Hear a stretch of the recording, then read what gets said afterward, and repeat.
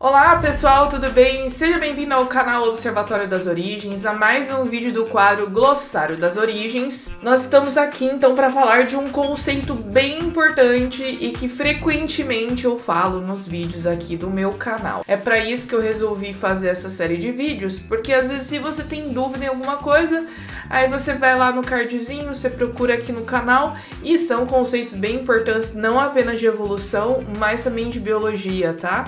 E como eu sou professora, adoro falar dessas coisas, então vamos aproveitar essa oportunidade para fazê-lo aqui. Não se esqueça de curtir esse vídeo e de se inscrever no canal, assim você ajuda esse ministério, o meu ministério, tá certo?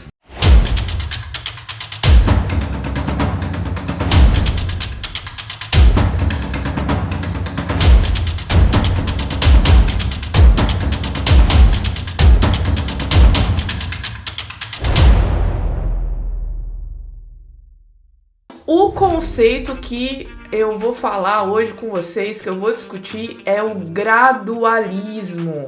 E eu já aviso que esse vídeo ou esse tema a gente vai dividir em dois. Porque o meu objetivo aqui é não ficar fazendo um monte de coisa demorada, pelo menos, né, eu gosto de fazer vídeos demorados, né, mas nessa série eu quero fazer algo mais rápido e objetivo. Então, nessa primeira parte, a gente vai ver coisas relacionadas ao gradualismo, de fato, e no próximo vídeo eu vou discutir com vocês um exemplo que eu vou mencionar daqui a pouquinho para vocês. Mas, antes disso, vamos então falar a respeito do gradualismo. Todos aqui sabemos, né, que o grande mecanismo da teoria da evolução, especialmente a teoria da evolução de Darwin, né, porque o neodarwinismo que nós temos hoje não é exatamente a teoria que o Darwin propôs lá no século XIX, apesar aí de ter alguns pressupostos, sim, claro, mas ela foi totalmente reformulada. Mas a gente sabe que a seleção natural é um mecanismo muito importante. E mesmo de acordo com o neodarwinismo, é o principal mecanismo que explica como foi possível surgir todas as espécies que existem hoje, né?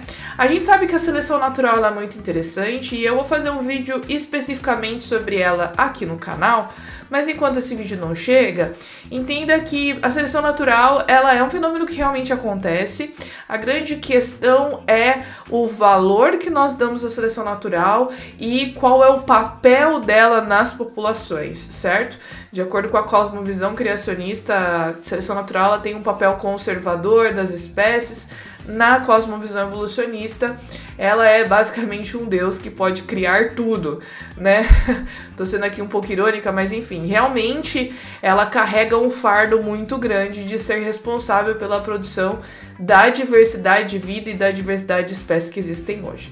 A gente sabe que a seleção natural é muito interessante e ela nos ajuda a entender como pequenas adaptações acabam se formando, né? No vídeo passado eu falei sobre adaptação com vocês. Se você não assistiu, pega o card aqui em cima, né? Ou aqui, enfim. Aqui em cima em algum lugar vai estar o card do vídeo que eu falei sobre o termo evolução. E eu falei também sobre o conceito de adaptação. Então a gente consegue usar a seleção natural para entender as pequenas adaptações, né? Aquelas que acontecem dentro da espécie. Um grande exemplo realmente é o tentilhão de Galápagos. A gente tem que a variação ali do tamanho do bico, devido a restrições alimentares, abundância de determinados tipos de sementes, chega uma espécie nova competindo, ou seja, a gente tem várias mudanças ali que acontecem e que a seleção natural é muito importante para a gente entender tudo isso. Mas o que acontece com aquelas variações que são maiores? Quando a gente usa, por exemplo, a escala de evolução macro, né, com aquelas mudanças grandes, o surgimento de estruturas complexas como o olho, por exemplo. E não perca, porque eu vou falar sobre o olho no próximo vídeo.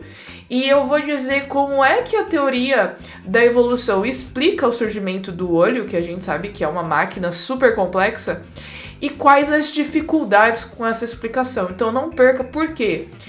entender como a cosmovisão evolucionista explica o surgimento e a formação do olho tem a ver com gradualismo. Então fica até o final desse vídeo, tá? Então o Darwin, para explicar essas mudanças complexas, grandes, ele falou que as coisas não aconteciam tão rápido assim. Então ele usou o conceito de gradualismo. Ele falou o seguinte, olha, para que estruturas complexas apareçam e se formem nos organismos ao longo do tempo, é preciso que isso aconteça em pequenos passos. Então, se a gente tiver aí um tempo infinito, basicamente, ou milhões, ou até mesmo bilhões de anos, vai ter tempo suficiente para que mudanças pequenas possam ir aparecendo, elas vão ser selecionadas pela seleção natural, elas vão se acumulando e eventualmente formando diversas estruturas que vão fazer com que novas espécies surjam.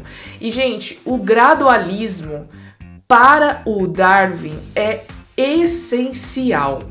Não há como você entender a teoria da evolução dele sem entender a importância do gradualismo na teoria que ele propôs na Origem das Espécies em 1859. Quer ver?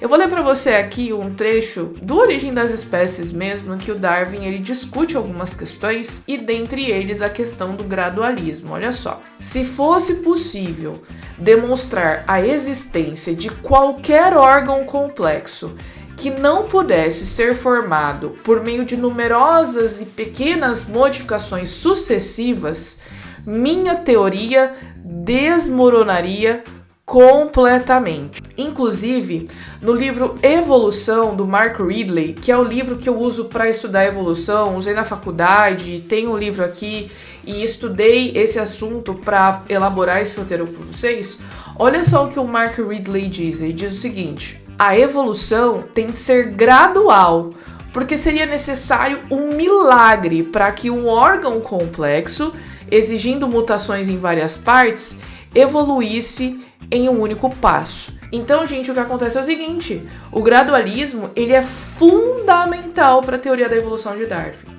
Inclusive, é por isso que o Darwin discute questões também relacionadas ao registro fóssil, porque se ele afirma que essas mudanças aconteceram por processos pequenos e lentos, deveria ser possível verificar todas essas mudanças e essas formas transicionais no registro fóssil. E é por isso também que ele se questiona por que a gente não consegue ver essas formas transicionais no registro fóssil se foi assim que aconteceu. E aí depois ele conclui que provavelmente o registro fóssil do nosso tempo aqui, no século XIX, ele era bem incompleto. Bom, passou um tempo e as coisas não melhoraram muito. Mas, por enquanto, por este vídeo, a gente vai encerrando afirmando que se o gradualismo não puder ser comprovado, ou essa palavra eu não gosto, né? Vocês já sabem, quem me acompanha sabe que comprovação não é algo que eu gosto muito de falar quando a gente fala de evidências científicas, mas se o gradualismo não puder ser, não tiver uma quantidade robusta de evidências, ou seja, de fato documentando e podendo fazer aí uma interpretação de que seria possível isso acontecer, então a teoria do Darwin poderia estar numa crise muito grande. E essa é uma das razões, entre outras, né, que, enfim, vamos discutir aqui também, eventualmente, da reformulação da teoria do Darwin lá no século XX, no que nós conhecemos hoje como neodarwinismo. Então é isso, gente. Não perca o próximo vídeo em que nós vamos retornar o conceito de gradualismo e aplicá-lo na formação de um órgão como o olho. Como é que a teoria da evolução explica a formação desse órgão tão complexo, cheio de estruturas, que, de acordo com o design inteligente, é uma máquina de uma complexidade irredutível? Bom, no próximo vídeo a gente discute. Até lá!